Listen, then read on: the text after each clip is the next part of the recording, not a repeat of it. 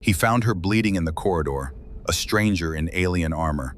He didn't ask questions, he just helped. That one The corridor smelled of burnt metal and recycled oxygen. Sergeant Dane Calloway had seen a lot of things in his 12 years of deep space combat deployment: shattered moons, dying suns, and men who begged for death before it found them. But he had never seen anything like her. She was slumped against the white curved wall of Outpost Helix 9. Her legs stretched across the polished floor, silver gold armor cracked across her shoulder like a broken shell. Her braided blonde hair was matted with something dark. Her eyes, pale as a winter sky, were fixed on him with the calm fury of a predator deciding whether to bite. Dane stopped walking. His hand moved instinctively to his rifle. She didn't flinch. "Human," she said. Her voice was low, measured, like gravel sliding down a mountain. "If you raise that weapon, I will break your arm before the safety clicks off." Dane looked at the wound on her thigh. Bleeding badly. She had wrapped a piece of torn fabric around it, but the cloth was soaked through, dark and glistening under the outpost's sterile lights. He slowly lowered his rifle.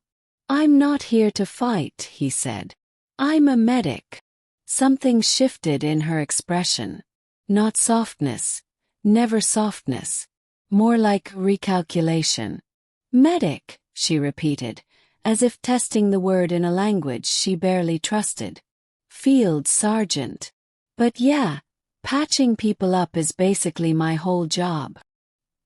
He crouched down a few feet away, keeping his movements slow and visible. He unclipped the medical pack from his vest and set it on the floor between them. "May I?" The silence lasted 4 full seconds. He counted. Then she gave one short nod. Dane worked quickly. He cut away the makeshift bandage with surgical scissors, cleaned the wound with antiseptic foam. She didn't even wince, which told him everything about her pain tolerance, and applied a BioSeal strip that would close the tissue and stimulate clotting within minutes. "This is going to sting," he warned before pressing the strip down. "I once fought for 6 hours with a blade still in my side," she said flatly. "Right. Forget I said anything." He worked in silence for a moment. Behind them, down the long white tunnel of Helix 9's main corridor, he could hear boots. His squad probably sweeping the outpost on schedule. They would reach this section in under 4 minutes. "What's your name?" he asked, not looking up from the bandage he was securing. "Vaela. Commander Vaela of the 9th Korreth Fleet." Dane's hands slowed for just a moment. The 9th Korreth Fleet. He knew that name. Everyone in the Allied expansion knew that name. The Korreth were the oldest warrior civilization in the known galaxy. 7,000 years of unbroken military tradition. And the 9th Fleet was their finest. Their commander was spoken of in military briefings like a force of nature, undefeated in 43 engagements, responsible for holding the Cradle Nebula against the Vorkai swarm when every computer model said it was impossible. He was wrapping a bandage around the thigh of a living legend. "Calloway," he said finally. "Dane Calloway. Sergeant, 14th Human Rapid Response." "I know of your unit," she said. "You held Meridian Station for 11 days without resupply. 13 days, actually." Command miscounted. For the first time, just barely, the corner of her mouth moved. Not quite a smile. "Close. How did you end up here alone?" Dane asked as he finished the dressing. "My ship was ambushed.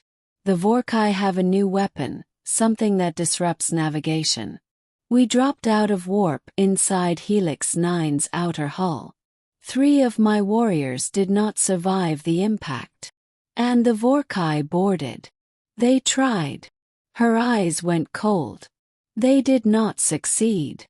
Dane believed her completely. "But you were outnumbered," he said. "It wasn't a question. 37-1. She said it without drama, the way a person describes weather. I held the corridor for 2 hours before my leg failed me. Lucky shot. Nothing more. Dane sat back on his heels and looked at her. 37.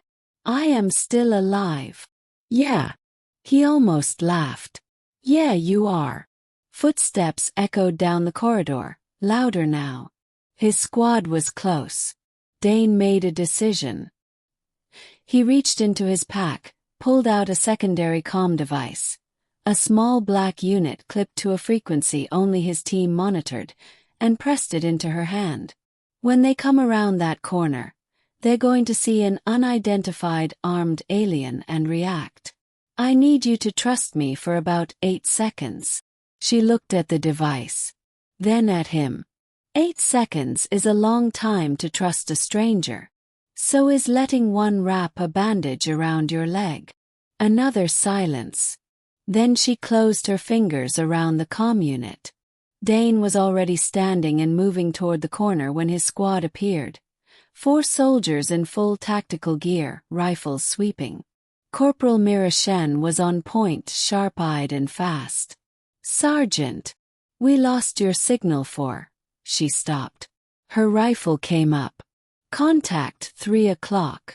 Stand down. Dane's voice cracked like a command. Final. She's not hostile. She's an ally, Korreth Ninth Fleet. Commander Vaela. Myra's eyes flicked between Dane and the warrior against the wall. Vaela had not moved. Had not raised a weapon. She simply sat with the stillness of someone who had already decided she could destroy everyone in the room if she needed to, and had chosen for now not to. It was the most intimidating thing Dane had ever seen. Stand down, he repeated quietly. Slowly, one by one, the rifles lowered. It took 40 minutes to get Vaela to the Outpost's medical bay.